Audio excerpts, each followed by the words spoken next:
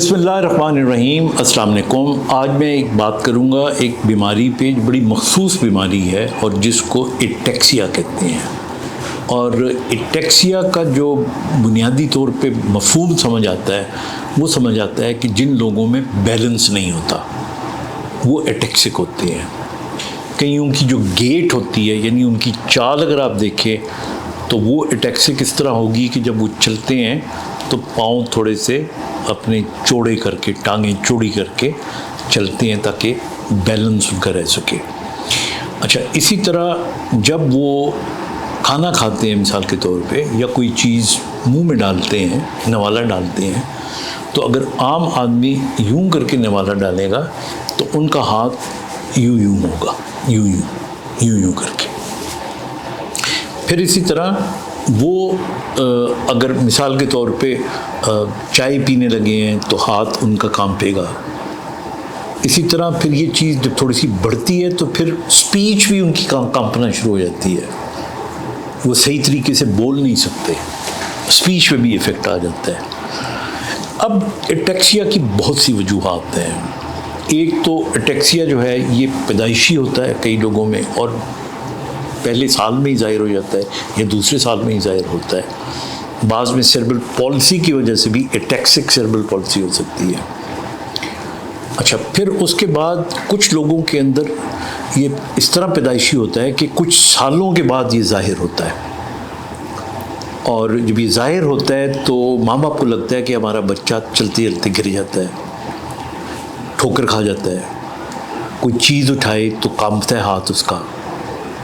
اچھا، کئیوں کے اندر یہ جو ہماری آنکھ کی پتلی ہوتی ہے یہ ایسے ایسے ہل رہی ہوتی ہے، یوں کر کے، اس کو نسٹگمس کہتے ہیں۔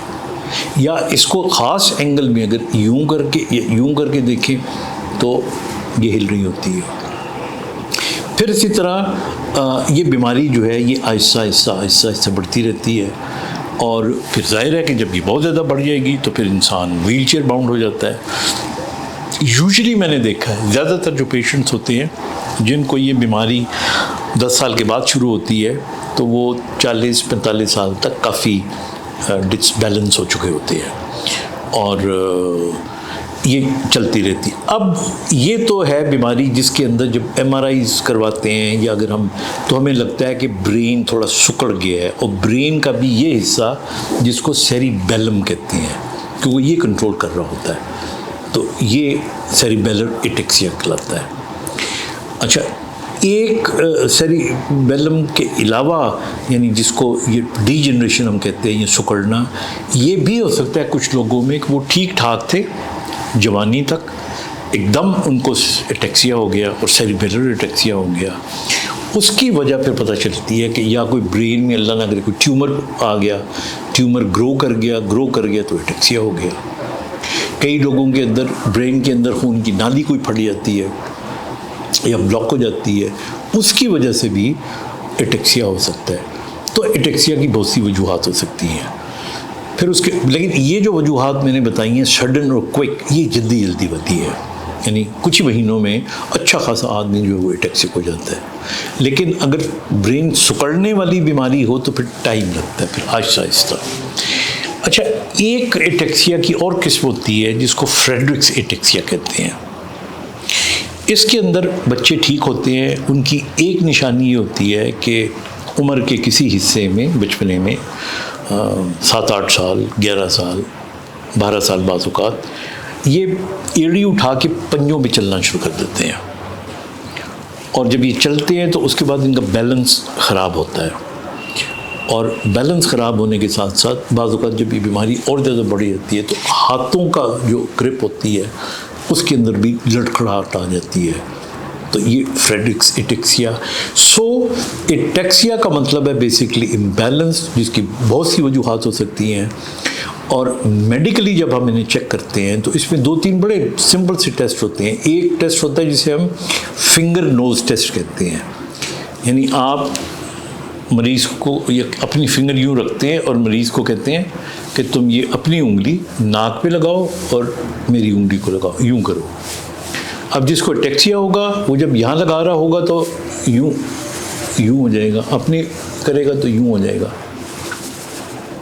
تو تو یہ فنگر نوز ٹیسٹ ایک ہم کرتے ہیں. اس سے تو ہمیں عام طور پہ بڑا 90% سے بھی زیادہ ہمیں پتہ چل جاتا ہے.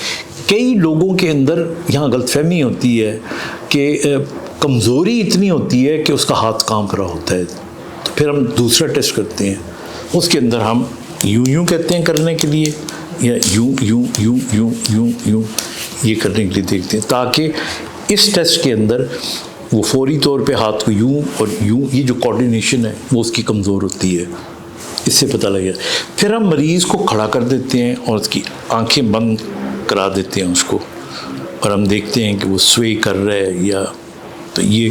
پھر ہم اس کی گیٹ دیکھتے ہیں, اس کا چلنا دیکھتے ہیں, پھر ہم اس کے ریفلیکسز دیکھتے ہیں جو عام طور پہ ڈمنشڈ ہوتے ہیں. پھر ہم اس کا MRI ضرور کرواتے ہیں تاکہ ہم رول آؤٹ کر سکیں کوئی بڑی پاسبلٹی تو نہیں ہے. تو اس طرح کر کے پھر ہم اس کا ڈائگنوسس کرتے ہیں. اب جب ڈائگنوسس ہو جاتا ہے تو وہ پیشنٹ جنرلی جب ہمارے پاس آتا ہے تو وہ نیورو ری ایبلیٹیشن کے پوائنٹ آف ویو سے آتا ہے. نیورو ری ایبلیٹیشن کے اندر 4 پرنسپل ہیں جن کا آپ خیال رکھیں. پہلا پرنسپل ہے ان مریضوں کو موٹا نہ ہونے دیں, کیونکہ یہ موٹے ہو جائیں گے تو بیلنس اور خراب ہو جائے گا. نمبر 2, چونکہ یہ پیشنٹ چھوٹے چھوٹے کاموں کو پھر آہستہ آہستہ کرنا چھوڑ دیتے ہیں. مثلا پانی پینا ہے تو اب کون اٹھے, کون پانی کو پکڑے, تو امی کو کہہ دیا, بھائی کو کہہ دیا. نتیجہ یہ نکلتا ہے کہ پھر ان کو بیڈ پہ بیٹھنے کی, کرسی پہ بیٹھنے کی عادت پڑ جاتی ہے. جب یہ عادت پڑ جاتی ہے تو بیماری میں جب پریکٹس نہیں ہوگی تو یہ اور زیادہ بیمار ہو جائے گی, خراب ہو جائے گی. تیسرا اس کے اندر جو ایشو ہے وہ یہ ہوتا ہے کہ پیشنٹ ڈپریشن کا شکار ہو جاتا ہے. اسے لگتا ہے کہ پتہ نہیں میں ٹھیک ہوں گا یا میں ٹھیک نہیں ہوں گا, اور جب ڈپریشن آتی ہے تو وہ تو پھر پوری جسم کو ڈبا دیتی ہے. تو اس لیے you need to be motivated. I seen patient cerebral palsy کے ساتھ اٹیکسیا یا ادروائز ان کو ڈیجنریٹو اسپائنوسیریبیلر اٹیکسیا, وہ کام بھی کرتے ہیں. صحیح نہیں کر سکتے کام, لیکن کر سکتے ہیں کام, ٹائپنگ کا کام کر سکتے ہیں. تو یہ ساری چیزیں. اور چوتھی چیز یہ کہ رول آؤٹ کرنا اور ڈائگنوز کرنا, تاکہ اب اس میں کچھ اور چیزیں ہیں چھوٹی چھوٹی میں بتاؤں آپ کو. مثلاً ان کو کھانا کھاتے ہوئے اگر یہ مثال کے طور پہ یہ چمچ ہے اور اس کو منہ میں آپ ڈالیں گے تو یوں ہاتھ کانپے گا تو آپ نہیں کھا سکیں گے. تو ان کو پھر ہم کہتے ہیں کہ آپ اپنی کونی کو فکس کریں, ہاتھ میں چمچ پکڑیں اور اپنے منہ کو چمچ کے قریب لے جائیں, تو تب یہ موومنٹ کم ہوگی اور آپ انڈیپینڈنٹلی کھانا کھا سکیں گے. اسی طرح اگر آپ نے شیو کرنی ہے, یوں کریں گے تو آپ کو کٹ لگ جائے گا. آپ ٹیبل پہ بیٹھ کے شیو کریں, کونی کو یوں رکھیں اور منہ کو اس کے قریب لے جائیں, یوں کر کے آپ کر سکتے ہیں. اسی طرح آپ نے اگر پانی پینا ہے تو پانی گلاس میں پئیں گے تو چھلکے گا, تو آپ کے گھر والوں کو چاہیے کہ بوتل میں پانی ڈال کے دیں, اس کو آپ پکڑ لیں, وہ اگر چھلکے ہوئی تو پانی گرے گا نہیں. پھر اسی طرح بعض اوقات ہزار بند شلوار میں باندھنے میں پرابلم آتی ہے, تو الاسٹک کا ٹراؤزر دیں اس کو تاکہ اس کو باندھنا نہ پڑے. بٹن ہو گئے وہ نہیں باندھے جاتے تو آپ زب لگا دیں اس کو. تو اس طرح بہت ساری چیزیں ہیں جو ری ایبلیٹیشن میں آتی ہیں, جو کہ ری ہیب کا جو ڈاکٹر ہے وہ آپ کو گائیڈ کر سکتا ہے.